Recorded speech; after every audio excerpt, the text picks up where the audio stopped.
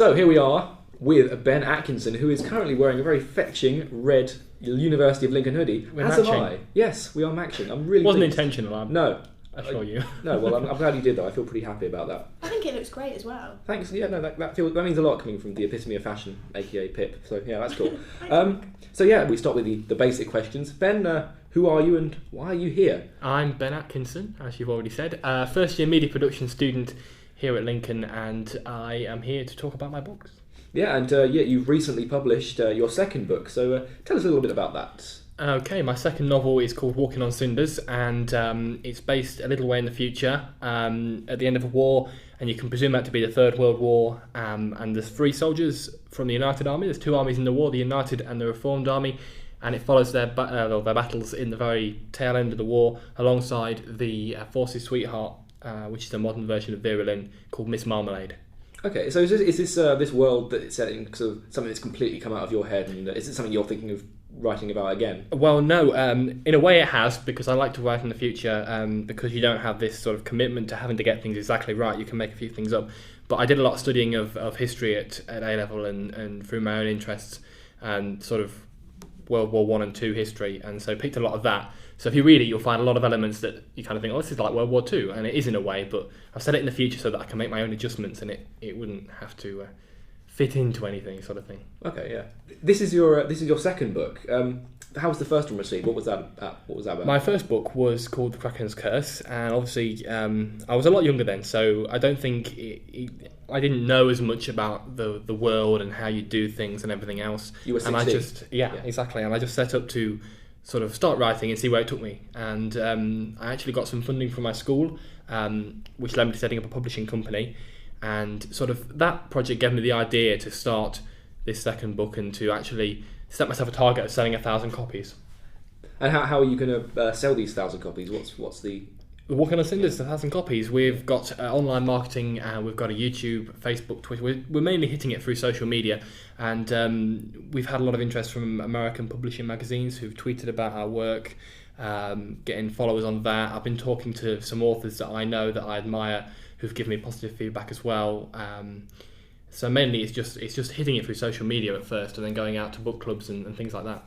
Okay, so how do you go about starting your own publishing company? Do you buy a printing press? Do you buy a factory? What do you do? How do you do this? It's not as old-fashioned as that, I don't think, anymore. No, I got funding from my school basically because I'd been to see a lot of agents and spoken to agents and publishing houses who'd all turned me away because of how old I was, how young I was at the time, and basically saying that I didn't have enough experience. And generally you can't get published unless you already are published and you have an agent. It's kind of like a never-ending circle that you can't get into. So I decided to invest in sort of social media, self-publishing, which involves a third party printing the work for you and you distributing and selling it. So you're in charge of all the promotion. So if you can't sell them, it's your fault. Whereas when you're actually published, your publisher would deal with all that for you. So it's a little bit more risky, but you get more reward if you do it that way. So is this something you think more people should be doing? Do you think the major publishers should be a bit more open to the younger writers, or can you understand where they're coming from? I definitely think through my experience that, they should be, because from what I've experienced, it's very hard to get into it. As I say, it's a never-ending circle, and unless you know somebody who knows somebody, or unless you are already taken on by an agent, you can't seem to get published, and you can't be with an agent unless you are already published, it seems. So to open up to young people would be a great thing, and hopefully that's what we're going to try and do with the company in the years to come, and work with other young people, hopefully. Is there any advice you'd give to other young writers that are they've got a real passion for writing stories and they want to get out there and try to get into that difficult circle? Yeah, I've been asked this before. I'd just say do it, really. A lot of people kind of probably have preconceptions about what it would be like, how they're going to be treated and stuff, and nobody will take their work seriously because they're young or whatever. But I would say if you've got an idea, just do it. And they do say that everybody's got a book inside them, so I guess start writing and see where it takes you. That's what I did. I tried to write a book once. It was rubbish. Really? I think I stopped quite quickly because I realised I had a sort of dose of reality and realised it was terrible. Sure, maybe I'll try again in future. You crashed yourself down. I know. Yeah. Have some confidence, but I will try that maybe in future. So you're obviously going to be quite busy now because you're going to be doing this, and also you're now at the University of Lincoln as a student. How are you going to balance your time out? We're publishing. Well, we've already published Walking on Cinders. We're promoting it now this year, but I don't set to write anything else until the course is finished.